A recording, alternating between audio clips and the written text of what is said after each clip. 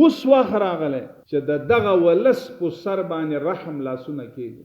امر بالمعروف او نهی عن المنکر، تاسې علما یاست، اکابرین شیوخ یاست، دا فرض عین ده، فرض عین. ولتکن منکم امه یدعون الی الخیر ویأمرون بالمعروف وینهون عن المنکر. تاسو سوچ وکئ چې کله امر او نهی د قرآن د معیار مطابق مونږ مطالعه وکړو نو امر د فرض دپاره نه وي. د قرآن هغه معیار چې مونږ والو چې امر تقاضا څه ده چې الله امر کوي.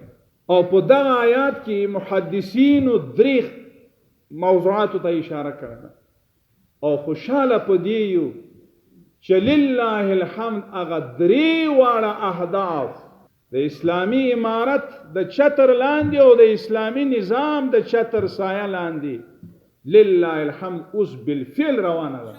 چې د دنیا او د قدرت وزړه ته تېر نکړي مینه د ولس وکړه نفرت چې زړه ته تېر نکړي مینه د ولس وکړه نفرت چې زړه ته تېر نکړي